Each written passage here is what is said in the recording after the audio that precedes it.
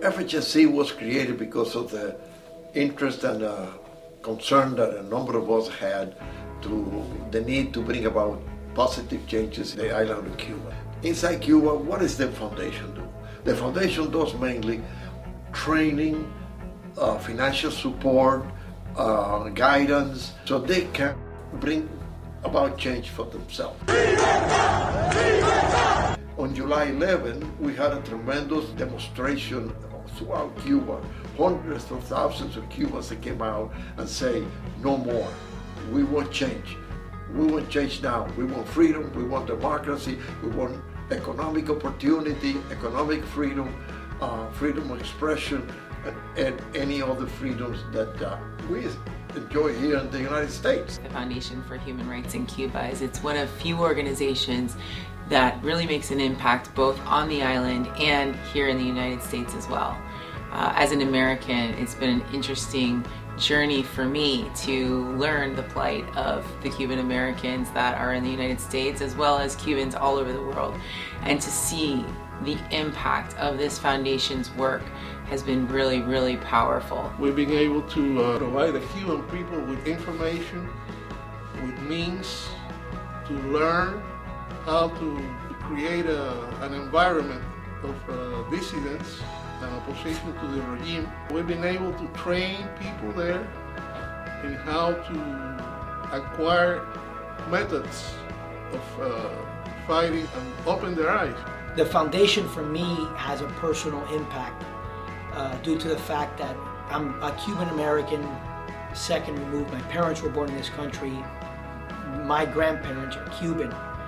And to hear the stories and the pain and the hurt in their voice of my grandma coming when she was 15 years old and at the airport, Cuban military revolutionary officer taking her quinceañeras band that her grandparents gave her, which she never saw them again.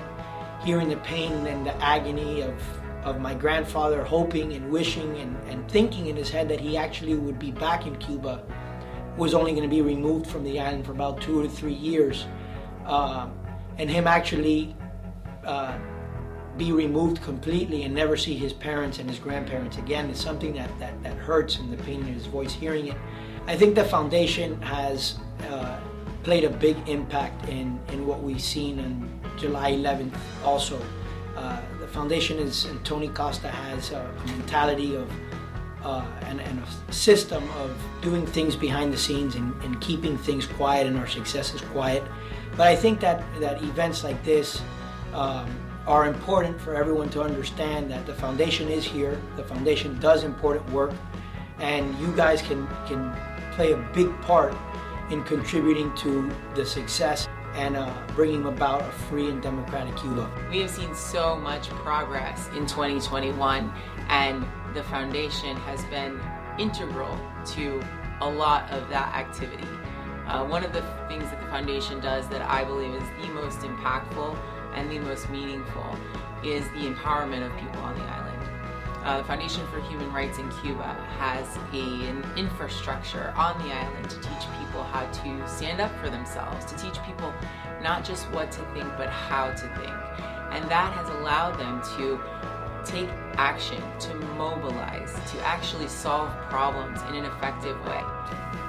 I'd like to highlight as an achievement of the foundation what we have achieved on the issue of the Cuban Medical Brigade. After some years of work and investigation, we know that the living conditions and the working conditions these doctors are submitted to are tantamount to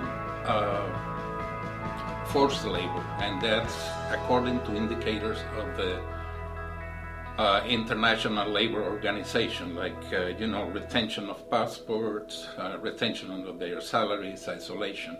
So it's quite a different landscape now what we see regarding the medical brigades. Through a policy of factual research, a very hard discipline in terms of collecting evidence, and a way to present facts, and facts, allowed us to go to the international arena and talk to international organizations, NGOs, and foreign governments with just the truth.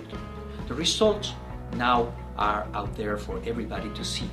The Cuban medical missions are now recognized, for example, by the Department of State of the United States as a slave trade scheme. They are also recognized as such by the European Parliament. They are recognized as such by very important international actors like the government of Lithuania. They have been recognized as such also by very relevant international organizations, including the United Nations. In those terms, we need to mention, and this is extremely relevant, what happened with the PDCA, the treaty between the European Union and the Cuban regime. That would have meant, if approved, an injection of resources even more relevant than the financial aid that Hugo Chavez in his time gave to Fidel Castro. How we did that? Also with the same principles. Facts, facts, facts. It would be impossible, it would be illegal to ratify such a treaty when every single principle related to human rights contained in the common position and later on in the position promoted by Federica Mogherini herself were being violated. These are just two examples of what we do as a foundation at a global scale in order to promote human rights and give Cubans a chance for freedom. Cuban people deserve to be free. And in order for them to be free, they need help. They need help. They have to do a lot by themselves, but they need help, and that's what we're here for, to provide the help that the people need to bring about positive change in Cuba, and especially freedom and democracy, which is what they really need. And sí se puede.